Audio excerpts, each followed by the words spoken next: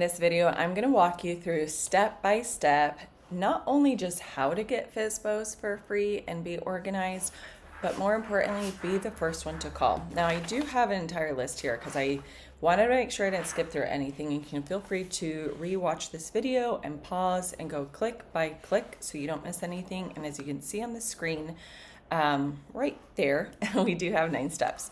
So let's just jump right into it. First and foremost, we're going to go to Zillow's website.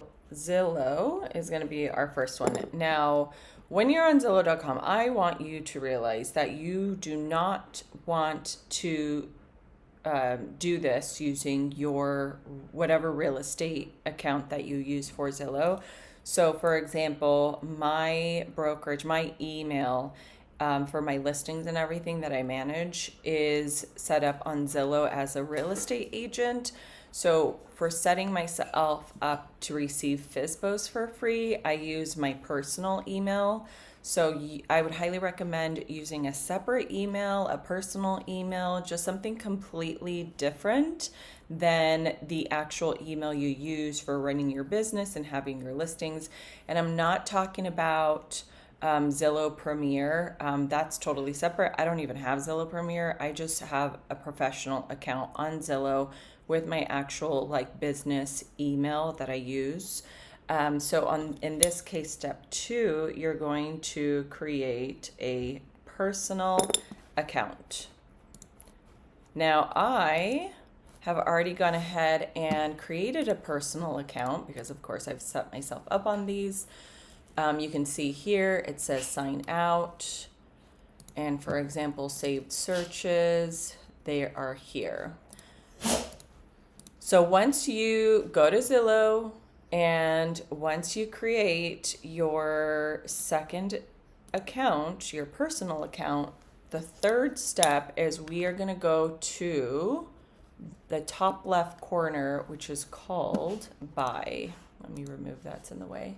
Okay, so here it says buy. I'll actually just go back one to the main page. Like say you're here, for example, you click on buy. There's 2 ways you can do this. I'll show you both ways, but I'll also show you what the common glitches that I came across. So you're gonna click on buy, and then you're gonna go down to for sale by owner. Now here it's the city above me, Pompano Beach. It's just populated because of the location. And then this is where you want to make sure this is marked correctly, owner occupied. So many times I've seen where some of these are marked, like I've even seen it one time it was like this, and another time it was like this. And I was like, what are you doing, Zillow? So you just really have to make sure this is the only one that's marked off, and then you hit save search. Now, another way that you can do it is going to the top left, not saying, not scrolling down to for sale by owner, not doing that, but just clicking on buy. And then the city populates, and then just make sure this, where it says more, you go down and you unselect these. That has helped me make sure it's clean and as perfect as it can be, because there's no such thing as perfect and technology glitches. So go ahead and do it this way. That's my preference. I've been doing this for over 2 years. Or actually, gosh, very long time. More than that, actually. So just make sure to select owner, posted, and then hit save search. Now, let me make sure I got this right. Okay, so let me just make sure to write these down for you so you guys are following along. So step 3 was click on buy. That's the top left corner. And then on number 4, making sure you have the city name and it's selected to FSBOs only, owner posted. Okay, let's keep going. Okay, this is actually perfect. It's exactly where I want to be, and I can leave everything on the screen. Okay, so here, name your search. This is how I've done it. So I like to do FSBO and then the city. See how it already popped up? And then the city name, and then you're going to do email frequency. Have to make sure it says instant. You don't want daily. You obviously don't want never. You want instant. And then you're going to click on update. Okay. So now let me make sure. Check. Set up instant. You're going to set up the emails to be instant. The next step is after you've done this part, you're going to check your mail throughout the day. I'm not talking about check it every 30 minutes, check it every hour. I'm just like, go about your day. If you're doing other stuff, I don't want you to freak out about, oh my God, I got to call FSBO. That's the feeling other agents get or other realtors get when they're calling at 7:30 in the morning the following day. So just so you know, the competition is super low using this strategy and tactic, and I speak from experience because not a lot of agents go out of their way to do this. So you're going to want to check your email throughout the day. Whoop. Where is my mouse? There it is. All right, so this is the next step I'm going into, step 7. When you get the email, you're going to click on the link in the email. It's going to take you to the actual listing. And I want you to take a moment and look at the images. Just to get familiar with it, I don't need you to study it or memorize it, but just become familiar. Like, for example, this one in particular, there's a lot of pictures, which is great. Sometimes it's one picture, sometimes it's just outdoors. Like the outdoors one, if you ever click on it, it's just kind of this and you never see anything inside. Then that gives you kind of a feeling of the type of FSBO it is. And if you do this often, you'll see what I mean. Sometimes it's just outside. In this case, it looks like there's somebody standing right here with their phones. And then also just kind of looking over here to see what else they included. Okay, got it. I'm familiar with the images and the quality that they're putting out. And then the other thing is just kind of looking at this phone number.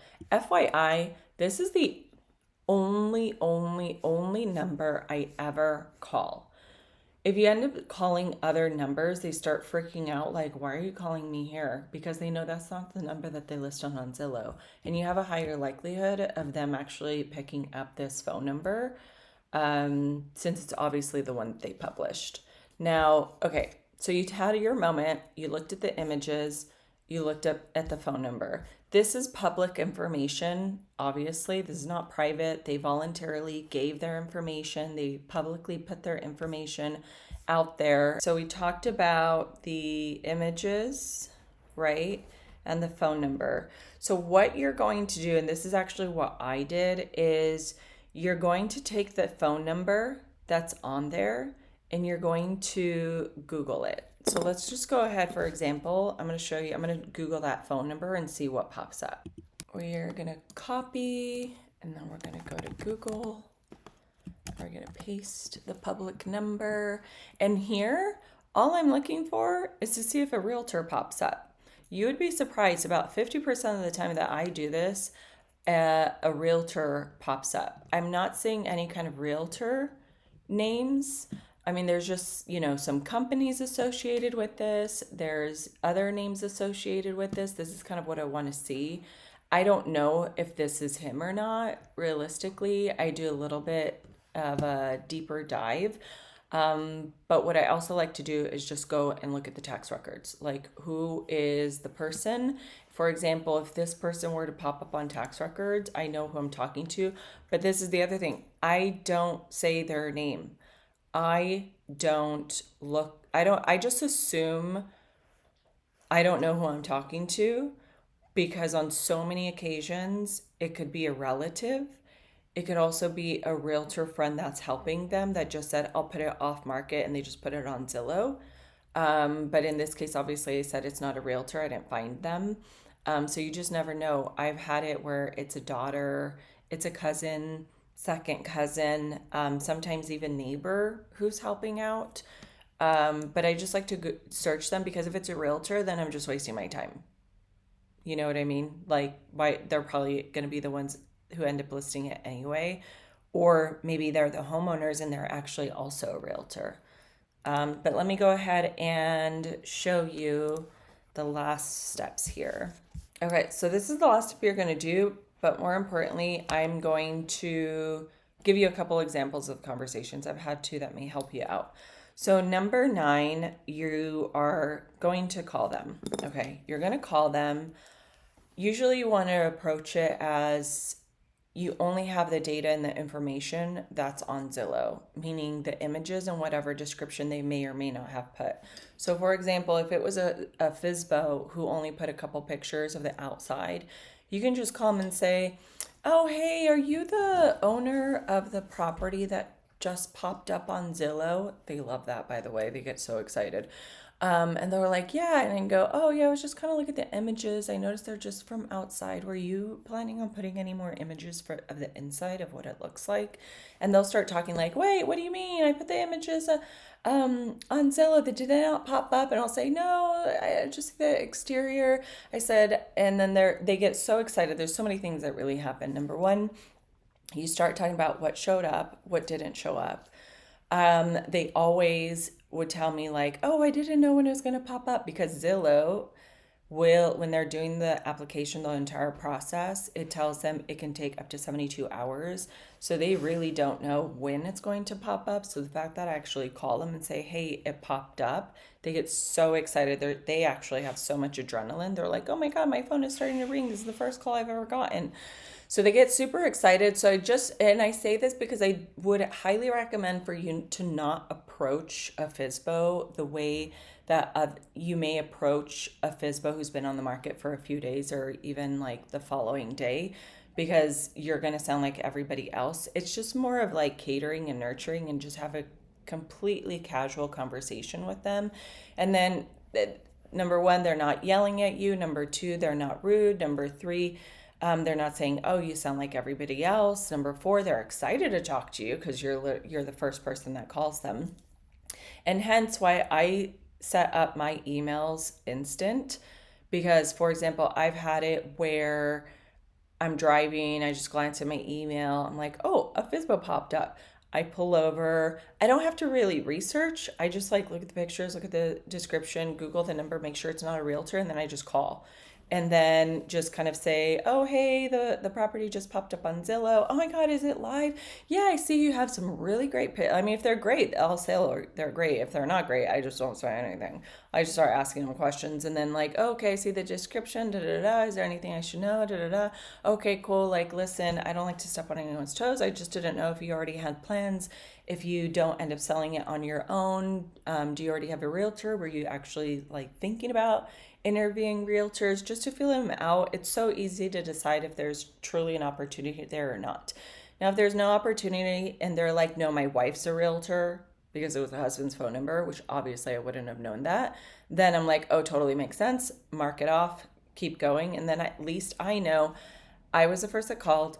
I already figured out if there was an opportunity or not for me to take. And in some the FSBOs that I excuse me, this FSBOs that I did get, and I'm not going to say I'm great at FSBOs. I'm not saying I'm a good objection handler. I'm not going to say I call them at 7 in the morning, because I stopped doing that a long time ago. In my 5 years, which really the first 2 years I was a buyer's agent, when I started calling FSBOs, I was getting yelled at. I was doing what all the other realtors were doing, calling them at 7, calling them at 7:30, calling at 8, 8:30 the next morning. The thing is, and you should know how this whole game works, right? For sale by owners post, like let's say it shows up at 2, 3 in the afternoon on Zillow. The third party companies that sell the data to realtors take that information, they scrub it overnight, and then they deliver it into all these realtors' accounts the next morning.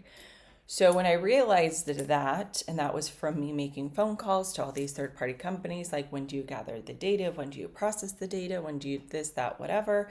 And they said, "Oh yeah, processes overnight, and we put it in your account by X time." So then I realized, well, what if I actually just pulled it up and called them right away and didn't wait for it to be served on a silver platter?